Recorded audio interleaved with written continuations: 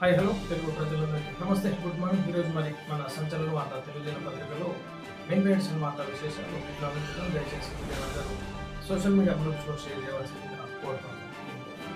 వార్త కెపాసిటీకి మించి రవాణా అవుతున్నా పట్టించుకొని రోడ్డు రవాణా శాఖ అధికారులు పైగా కేసులు నమోదు చేశారట. వివరణ ఇచ్చేందుకు చెబుతున్న ఖమ్మం రవాణా శాఖ అధికారులు. వార్తా కథనాలకు ఉలుకు పలుకు లేని యంత్రాంగాలు, పైగా వార్తా కథనం వస్తే లవ్ లెటర్ వచ్చినట్లు అంట దర్జాగా కొనసాగుతున్న కట్టడికి చర్యలు లేకపోయే.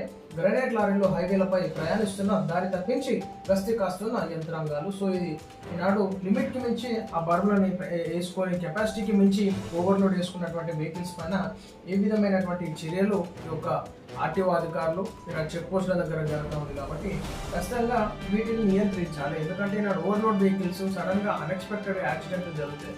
ఈనాడు పక్కన పోయేటటువంటి వాహనదారుల మీద పడితే ప్రాణ నష్టం జరుగుతుంది. కాబట్టి సో ఈ విధమైనటువంటి కార్యకలాపాలకు సపోర్ట్ చేసేటటువంటి అధికారులు ఎవరున్నా వారిపైన చర్యలు తీసుకోవాల్సిందిగా కోరుతాను.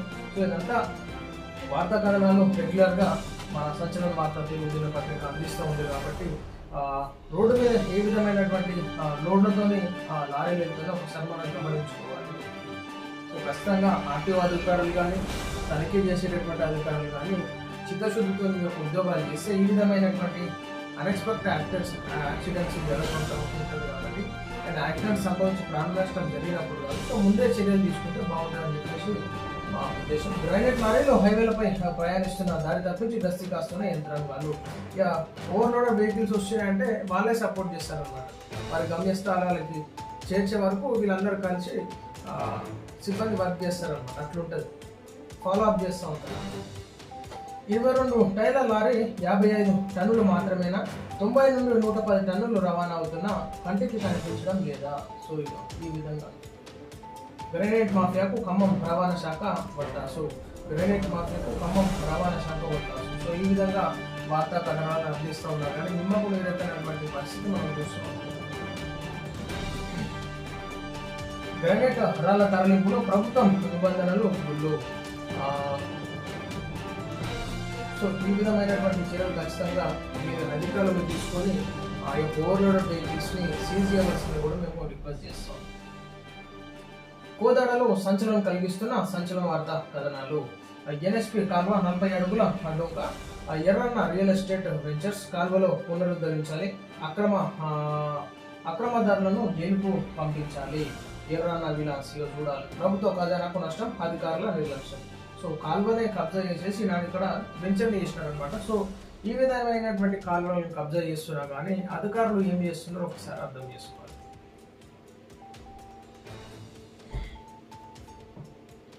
ఎర్రన్న అడ్డాలో వెలుగులోకి ఆక్రమణలు, డొంకమాయం వ్యవహారాలు.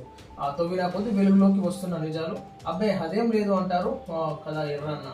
ఎర్ర చందనం చెట్ల దగ్గర నుండి ఉన్న అలవాపురం డొంక ఏమైందో? 40 అడుగుల డొంకను దర్జాగా కబ్జా చేసిన మాట వాస్తవమేనా? వివరణ ఇచ్చేందుకు టెన్షన్ పడుతున్న ఎర్రన్న. తాంబర బండపాలెంలో రెవెన్యూలో కొనుగోలు చేసిన అసలు వ్యక్తులు ఎవరు? డొంక అధికారికంగా ఉంది అంటున్న రైతులు, స్థానికులు. సో దీంట్లో అధికారులు కూడా ఏ విధమైనటువంటి చేతిబాటు ఉందో మనం అర్థం చేసుకొని అసలు ఈ కాలువ ఏమైంది, ఏళ్ళ తరబడి ఉన్నటువంటి కాలువ ఎట్లా కబ్జా చేసినారు, దీనికి సహకరించినటువంటి వాళ్ళు ఎవరు? సో ఈనాడు ఏది అధికారం అని చెప్పుకొని తిరిగి ఈ కబ్జాదారులకి ఒత్తాసు పలుకుతున్నటువంటి అధికారులను చర్యలు తీసుకొని సస్పెండ్ చేయాల్సిందిగా మేము రిక్వెస్ట్ చేస్తాము.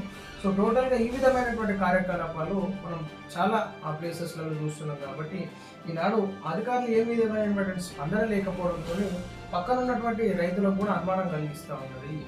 సో ఈ అధికారులు ఉండడం ఎందుకు, జీతాలు తీసుకోవడం ఎందుకు, ఇట్లా ప్రభుత్వ ఆస్తులు ధ్వంసం అవుతున్నా కానీ, ప్రభుత్వ ఆస్తులు కబ్జాలు అవుతున్నా కానీ, ఇట్లా కాలువలు కబ్జాలు అవుతున్నా కానీ పట్టించుకోకుండా ఉండడంతో అధికారుల మీద ప్రజలకు నమ్మకం పోతా ఉంది. కాబట్టి ఖచ్చితంగా అధికారుల మీద కలెక్టర్ గారి ద్వారా మేము రిక్వెస్ట్ చేస్తాము. సో ఖచ్చితంగా ఈ యొక్క కాలువలను పునరుద్ధరించాల్సిందిగా, ఈ కబ్జాదారు పైన చర్యలు తీసుకొని అధికారుల మీద చర్యలు తీసుకొని సస్పెండ్ చేయాల్సిందిగా మేము రిక్వెస్ట్ చేస్తాము. సో టోటల్ ఇంకా మేము ఇది ఒకటే కాదు, చాలా విషయాల మీద ఫోకస్ చేయడం జరుగుతుంది. కాబట్టి ఖచ్చితంగా వీటి మీద చర్యలు తీసుకుంటేనే ప్రజలకి ఈనాడు ప్రభుత్వాల మీద, ఈనాడు నాయకుల మీద, వ్యవస్థ మీద నమ్మకం అనేది ఏర్పడుతుంది. సో ఖచ్చితంగా దీన్ని యాక్షన్ తీసుకొని ఆ కాలువలను పునరుద్ధరించాల్సిందిగా కోరుతాం. సో ఇది ప్రజలను మనం చూస్తున్నాం ఈరోజు మన సంచలన వార్త తెలుగు దినపత్రికలో మెయిన్ ప్యాషన్ వార్త విశేషాలు. నమస్తే.